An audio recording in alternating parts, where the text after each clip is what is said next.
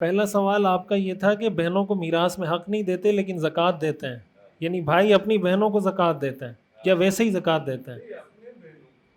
دیکھیں ایک بات تو یہ ہے کہ بہن اگر مستحق ہے اس کو زکوٰۃ تو دی جا سکتی ہے اگر مستحق ہے، اور دوسری بات کہ بہنوں کو میراث میں حق نہیں دیتے، یہ وہی بات ہے جو میری ساری تقریری سمجھے اسی موضوع پہ تھی کہ بہنوں کا حق یہ فرض ہے، واجب ہے، لازم ہے۔ بہنوں کا حق دبانے والا سیدھے سیدھے لفظوں میں حرام خور ہے۔ جو آدمی میراث میں بہن کا حق نہیں دیتا وہ حرام خور ہے، اسلام کی نظر میں یہ حرام کھا رہا ہے۔ جب تک یہ بہن کا حق نہیں دے گا یہ اس حرام کی لعنت سے نہیں نکلے گا، اگرچہ اس نے 10 حج نہیں 50 حج کیے ہوں اور الٹا لٹک جائے، جب تک بہن کا میراث میں حق نہیں دے گا اللہ کی نظر میں ایسا آدمی نیک نہیں ہو سکتا۔ کیوں؟ یہ اللہ نے تقسیم کی ہے۔ یہ تقسیم کس نے کی ہے؟ اللہ نے کی ہے۔ تو ایک آدمی اللہ کی تقسیم پہ راضی نہیں ہے تو ایسا آدمی کیسے اپنے آپ کو نیک کہہ سکتا ہے؟ اس کی مثال آپ یہ سمجھیں کہ اللہ نے نماز فرض کی ہے، کوئی آدمی کہے کہ میں نماز نہیں پڑھوں گا لیکن میں 1 گھنٹہ سورج کے سامنے ایسے کھڑا ہوں گا شدید دھوپ کے اندر اللہ کو راضی کرنے کے لیے، اللہ راضی ہو جائے گا؟ اچھی نیت سے کر رہا ہے، اللہ راضی ہوگا؟ اور ایسی کمرے میں نماز پڑھ لے اس سے اللہ راضی ہوگا یا دھوپ میں 1 گھنٹہ کھڑے ہونے سے ہوگا؟ ایسی روم کے اندر بالکل چل ماحول میں نماز پڑھ لے اللہ اس سے راضی ہوگا، 1 گھنٹہ دھوپ میں کھڑا رہے اس سے اللہ راضی نہیں ہوگا۔ تو یہ بہن کا حق جو ہے یہ اللہ نے قرآن میں بیان کر دیا، یوصیکم اللہ فی اولادکم للذکر مثل حظ الانثیین، یہ ساری آیات اللہ نے نازل کر دی ہیں۔ اور یہ ہمارے معاشرے کا بہت بڑا المیہ ہے کہ ہمارے ہاں وہ لوگ جو بہت نیک سمجھے جاتے ہیں، علماء، مولوی صاحبان، مفتی صاحبان، بہنوں کو میراث میں حق نہیں دیتے۔ یہ کبیرہ گناہ ہے۔ اور لوگ کہتے ہیں یار میرے بچے بعد میں دے دیں گے۔ بھئی تم نہیں دے رہے تمہارے بچے کہاں سے دیں گے؟ تم کو مال سے اتنی محبت ہے تو تمہارے بچے جب تمہارا انتقال ہو جائے گا وہ یہ کہیں گے کہ میرے ابا کو قبر میں عذاب ہو رہا ہوگا اس لیے ہم دے دیں۔ تو آپ کو قبر کے عذاب کی اتنی فکر ہوتی تو آپ خود دے دیتے۔ آپ کو اپنے قبر کے عذاب کی فکر نہیں تھی تو آپ کے بچے آپ کے قبر کے عذاب کی فکر کریں گے۔ تو یہ تو بالکل واضح دو ٹوک صاف بات ہے کہ اسلام میں اس چیز کی قطعاً گنجائش نہیں۔ جو دوسری بات آپ نے کی کہ بہنیں معاف کر دیتی ہیں، اس معافی کی بھی کوئی حیثیت نہیں ہے۔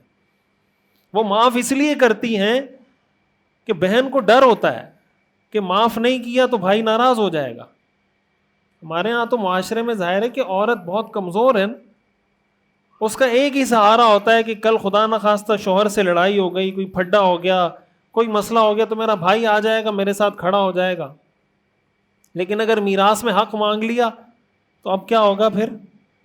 وہ جو ایک چانس تھا کہ بھائی کبھی کسی مصیبت میں کام آ جائے گا، وہ بھی کام آتا ہے یا نہیں آتا وہ ایک الگ بات ہے، لیکن وہ چانس بھی ختم ہو گیا۔ اس ڈر کی وجہ سے بہنیں کہتی ہیں کہ ہم نے معاف کر دیا ہے۔ ایسے معاف کرنے سے میراث معاف نہیں ہوتی۔ اس کا طریقہ یہ ہے کہ آپ بہن کو کہیں کہ یہ آپ کا مثلاً 10 لاکھ روپے میراث میں حق بنتا ہے یا آپ لے لیں۔ وہ 1000 دفعہ بھی کہیں نا کہ میں نے معاف کر دیا، آپ کہیں نہیں لے لیں۔ اگر آپ مجھے معاف کرنا چاہتی ہیں میں 1 سال بعد آؤں گا پھر مجھے دے دینا۔ پھر اگر 1 سال بعد آ کے اس نے دے دیا نا پھر ہمیں آ کے جامعۃ الرشید میں بتانا کہ مفتی صاحب آپ جھوٹ بول رہے تھے۔ کسی بہن نے اگر 1 سال بعد آ کے آپ کو واپس کر دیا کہ میں نے تو آپ کو 1 سال پہلے بھی کہا تھا کہ میں معاف کر رہی ہوں، اب 1 سال بعد دوبارہ وہ 10 لاکھ روپے تمہیں دے رہی ہوں، اس کا مطلب وہ دل سے معاف کر رہی ہے۔ اور ایسا کبھی ہوگا؟ کبھی ایسا نہیں ہوگا کہ آپ 10 لاکھ روپے بہن کو دے دیں اور 1 سال کا ٹائم اس کو دیں اور پھر 1 سال بعد آ کے وہ کہے کہ میں نے 10 لاکھ جو کہ تو رکھے ہوئے تھے یہ میری طرف سے واپس لینا۔ یہ بات کلیئر ہو گئی۔ تیسری بات جو آپ نے پوچھی کہ نماز میں اعتبار دل کی نیت کا ہوتا ہے، زبان کی نیت کا اعتبار نہیں ہوتا۔ آپ جب عصر کی نماز کی نیت سے آ رہے تھے زبان سے اگر ظہر بھی بول دیا تو اس سے فرق نہیں پڑتا، عصر کی نماز ہی ہوگی، اس لیے کہ نیت دل کا عمل ہے، زبان کا عمل نہیں ہے۔ تو جو دل میں آپ کی نیت ہے اس کا اعتبار ہوگا۔ اور جو چوتھی بات آپ نے کی، مفتی احمد ممتاز صاحب بہت بڑے عالم دین ہیں، ہمارے بڑوں میں سے ہیں، جید مستند عالم دین ہے، لیکن ظاہر ہے کہ ہر عالم دین کے آپ یہ کہیں کچھ تفردات ہوتا ہے، اور فقہاء نے یہ اصول ذکر کیا ہے کہ علامہ ابن الحمام فقہ حنفی کے بہت بڑے یعنی امام گزرے ہیں. فتح القدیر ان کی مشہور کتاب ہے، ہدایہ کی شرح ہے. انہوں نے اپنے استاد کے بارے میں لکھا ہے تفردات شیخی غیر مقبولۃ. ان کے استاد تھے قاسم ابن قطلوبغہ، ان کے استاد تھے علامہ ابن الحمام کے. انہوں نے لکھا ہے کہ میرے استاد جن چیزوں میں ایسا موقف اختیار کریں جو امت میں کسی اور نے اختیار نہ کیا ہو وہ غیر مقبول ہے. تو احترام، اکرام، ان کی عزت، ان کا علم، ان کا مقام، مرتبہ سب اپنی جگہ، لیکن ان کی یہ بات یہ ان کا تفرد ہے. اس لیے تفرد ہے کہ امت میں کسی اور نے یہ فتویٰ نہیں دیا.